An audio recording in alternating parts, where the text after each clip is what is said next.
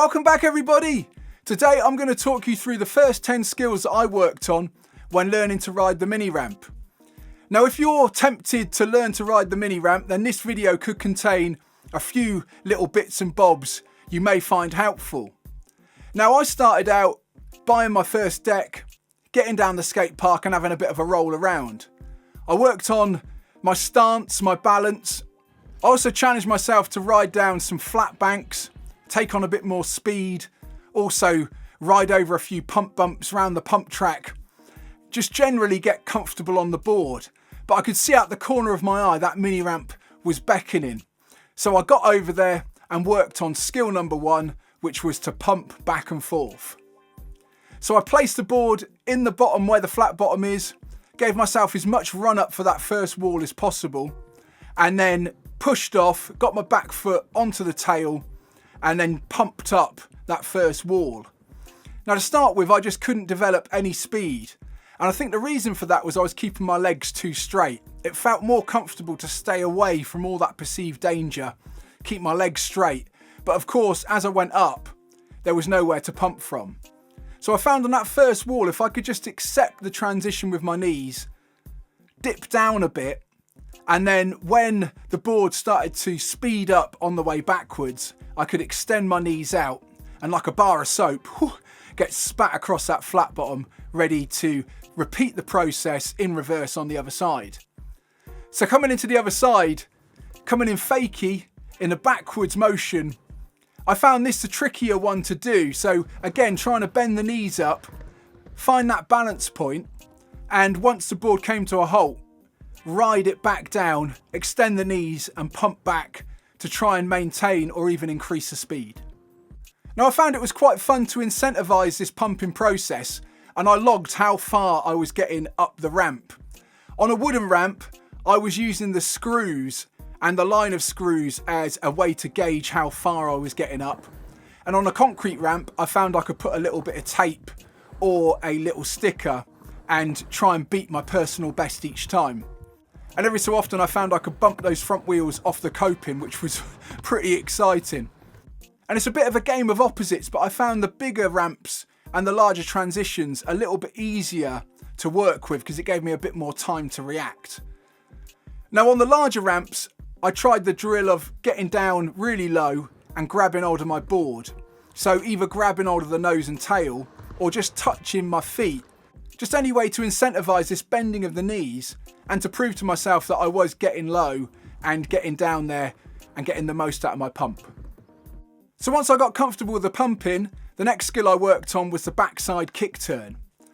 Now this is a little 180 turn with the front wheels coming off of the deck, spinning round on those back wheels and then coming down, pumping ready to hit the next wall on the other side. Now I found this a little bit tricky, and to start with I went for an approach of learning these on a flat bank, which was a little bit more forgiving because there's no whippy transition to deal with. And once I got those kick turns going on the flat bank, I worked on trying to get them on the mini ramp. Now to start with, I found that taking a really wide arc was the easiest way to do this. So coming in on a real angle, just doing maybe a little 45-degree kick turn element and then carving back out. And I found that slightly looser trucks were also helpful for this, just so that if I did come up short, I could correct this and still ride away. Now again, the same as the pumping, I found that bending the knees was a key ingredient. It helped with the turn, but it also provided somewhere for me to pump out of once I completed the turn, and that helped me maintain my speed. Another element of the kick turn which I struggled with was bringing my front shoulder round, and I found that front shoulder really led the turn, and anywhere that the front shoulder pointed, I found the board would follow. So if I could just bring that front shoulder round on the turn, look back to where I'd come from, that really helped. Now I think the backside kick turn is probably the easier of the two options for a kick turn. The other option is the frontside kick turn, which I'll come to later on.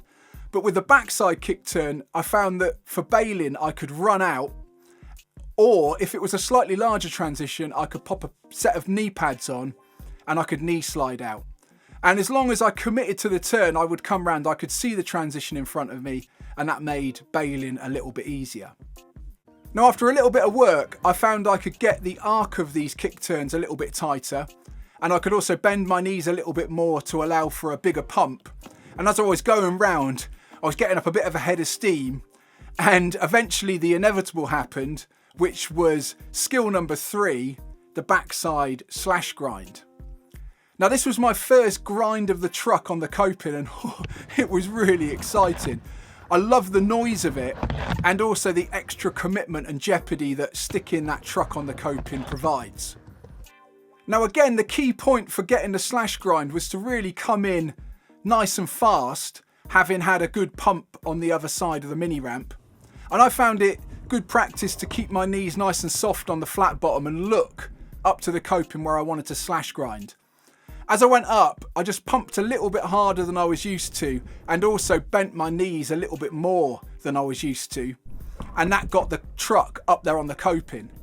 And to start with, as soon as it made that sound, I just felt empowered to jump off. It felt like all hell was breaking loose. But eventually, I found that if I just brought my front shoulder around, I could commit and get that slash grind going. Every so often I would hang up the truck, and I found that was because I was keeping the pressure on my back foot the same as my usual riding pressure. And I found that if I could just put a little bit more pressure on the toe, that alleviated the pressure of that back wheel and helped save the hang up coming back in. So once I started getting the slash grinds going, I challenged myself to see if I could get them back to back on either side of the mini ramp, and then challenged myself to see how many back-to-back slash grinds I could do in a row. Oh my goodness, this was a lot of fun. Doing all these backside turns in a row was getting me a bit dizzy, so I decided for skill number 4 that I'd try and mix it up by learning these things frontside. Now I started again with a frontside kick turn, nice and low, with a really good bit of angle, and I found this a lot more tricky to do than the backside version. As I came in, I found I was unsighted, and this sort of falling backwards feeling was really unnerving. So again, I found the key was to try and keep my knees nice and bent, and as I lifted the front wheels off to try and look back and bring my shoulder round to where I wanted to go. Eventually I found that I could commit to some really low ones, and then it was just a case of increasing my confidence, pumping up the ramp more on a vertical plane, and that meant that I had to turn a little bit tighter, and the whole thing would start to go round and round in a frontside motion. Again, once I got confident with doing back-to-back frontside kick turns, I found I could increase my speed. This sent me further up the ramp, and I started to get tempted to do the frontside slash grind. Now I found the frontside slash grind a lot more scary to develop, and also found there was a little bit more chance of coming a cropper and it being emotional. So I found when I was attempting the frontside slash grind, it was good to get nice and low on the flat bottom, bend my knees down in preparation, and also look up at the bit of the coping that I wanted to slash grind. As I came up, I really pumped up the transition, bent my legs down, and I put a bit of pressure on my back foot heel just as I came up the ramp, and this took a bit of pressure off of the toe side wheel, which I found really could hang up on the top if I kept my foot pressures equal. As I manualed the front foot off, just pivot that front shoulder and my head round, and then having the knees bent gave me somewhere to pump from to complete the turn. Now I found when the frontside slash grind went right, it felt the best, and I think it arguably looks a little bit more stylish, so the frontside slash grind was definitely in the bag. So at this point I was getting pretty tired of pumping around, and I decided to bite the bullet and learn the drop in. Now learning to drop in age 44 was pretty emotional, and I think if I had my time again I would enlist the help of a professional coach to help me to learn this. I did it the hard way and thought, how hard can it be, and just went, oh, let's give it a whirl, full commitment, zero skill, and of course spooned off the back like most people do. I did know the tip about having to commit forward and equalise my weight, but that didn't seem to help. My body just wouldn't comply. It just wanted to lean back as I went in, and I found even at the best I was manualing down and sort of running out. The whole thing was pretty scary and pretty dangerous. If you can already drop in and you want to develop a little bit of empathy or relive those heady days of learning to drop in, then why not try the switch drop in? Oh my goodness, that terror comes flooding back. It's fraught with danger, but it is quite a good skill to learn if you want to learn tricks like the nose stool. So once I learnt the drop in, I found it was spitting me across that flat bottom with too much speed to do a controlled Fakey back down. And this inspired me to learn the rock to Fakey. Now, learning the rock to Fakey took me ages and was pretty emotional. I put together a whole video of my 10 phases of learning the rock to Fakey. So if you really need to go into all the nitty gritty and get all of the details, you might want to check my 10 phases of learning to rock to Fakey video out. But I think the main points for me were to just find a mellow transition with mellow coping. I think the really sticking out coping can help you hang up, which is really sort of unfun. And that mellower coping allows you to do the first stage of the rock to Fakey, which is sort of roll the wheels over the top and come back in. Now, I found the rock to Fakey is a bit of a game of opposites. Even though it feels like the best idea is to take it easy, just roll those front wheels over the coping a little bit and come back in. I found that that is a surefire way to hang up if you get it wrong. And even when I got comfortable with this little rolling of the wheels over the top, every 2 in 10, that front truck would find a way to grab the coping. And if I was committed to coming back in, it would just pitch me to the flat and that back elbow and that hip would take a pounding. So I think with all of these tricks, it's well worth putting the pads on. But for things like the drop-in and the rock to Fakey, I would say they're really, really good to build the confidence and also keep you riding by keeping the injuries as low as possible.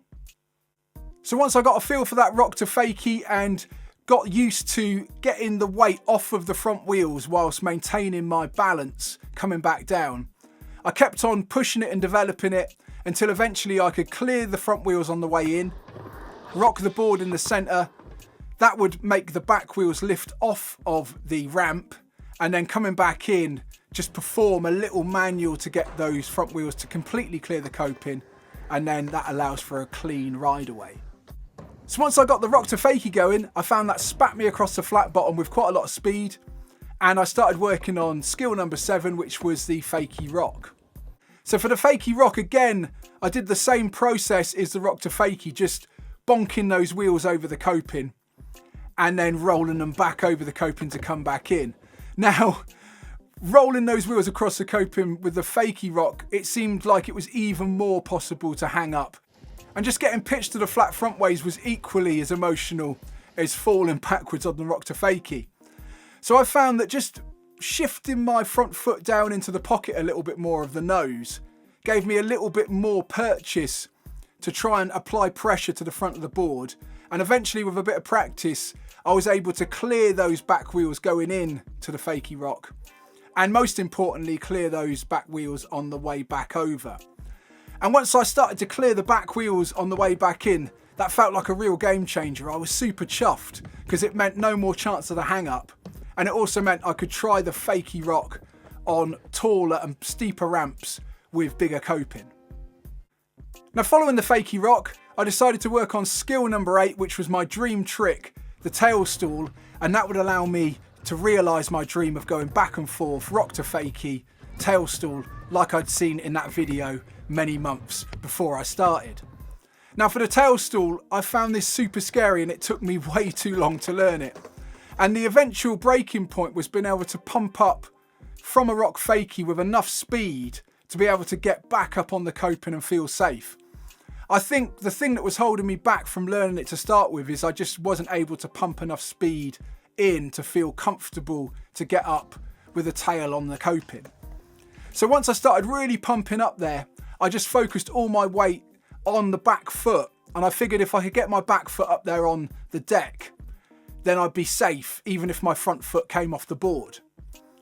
Once I got used to that, I just sort of offered my body weight in the ramp a little bit more each time until eventually I could keep my front foot on the board, and then that allowed me to get back into the drop-in position.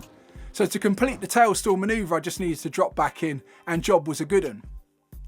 Since then, I've worked on finessing the tail stool, and the final iteration that I've worked on is trying to come back up nice and relaxed. Just dab the tail on the coping, not dwell too long, try and keep the board at least horizontal, maybe a little bit below, and then just drop back in nice and relaxed, ready to attack the next wall. So for skill number 9, I decided to work on the axle stool. Now this one was super scary and I found it really hard to get together. Just trusting my weight, standing on the coping with the wheels gripping on the coping took quite a lot of practice and quite a lot of time to coach my body that that was going to be okay. I also found it really easy to come a cropper and come down and bang elbows and knees and all sorts. And that feeling of trying to turn my back to the coping to get the trucks on, I found really unnerving. So to start with, I was just coming up short. I was not bringing my front shoulder round enough, and that was placing me in a feeble position. And that was super frustrating. Eventually I got a feel for pivoting round. I got both trucks on the coping, and then it was time to come back in. And to start with, I kept on hanging up on the way back in. And I think that was because I was not shifting my weight on the back foot enough from the heel to the toe. So once I managed to put a little bit more pressure on my toe as I left the coping and also swing my shoulder into the turn, I found it possible to ride away. And ever since, I've been working on trying to finesse my backside axle stools. I still find them pretty tricky to do. They're not as inconsistent as they used to be, but they certainly aren't a trick that I can rely on 100%. So the final stage was to start putting this all together into a run. Now, there weren't many mini ramps in my area that were small enough to really learn these individual tricks on. So I found a small quarter pipe that had really mellow coping and a really mellow transition. And I learnt many of my tricks as a bit of a one-hit wonder. So I'd just roll in with the correct amount of speed, try the trick, fudge it out and commit and then ride away thinking that I'd learnt the trick. But I found as soon as I transferred that trick to the mini ramp, I hadn't actually learnt the trick properly, and that was to pump out of the trick and develop meaningful speed that would allow me to do the trick on the next wall. So at this point I took the law into my own hands and I built my own mini ramp that was a size that was not too intimidating that I could learn to string these tricks together on. So I worked on putting all of the various slash grinds, rock to fakies, tail stools and axle stools together, and eventually managed to get a run.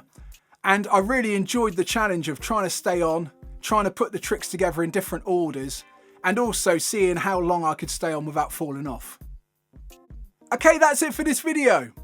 If you're starting out learning to ride the mini ramp, then feel free to share your experiences in the comments below. Also, if you've learnt to ride the mini ramp already, then feel free to share your methodology and the way that you learnt the skills and the order in which you learnt them. There's no right or wrong here. I've found that learning the drop-in a little bit later worked for me because I was a beginner skater and I could develop that ability to pump, control my speed and also develop my balance. But if you're a street skater or already have a good grounding in skating and are just working on basic mini ramp skills, you might find learning the drop-in a bit earlier will save you a little bit of leg burn. Also, if you're new to the channel, feel free to hit subscribe and you can go back and check through some of the folders.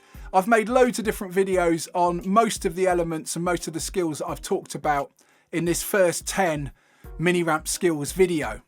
As ever, my name's been John Bishop, and I'll see you next time.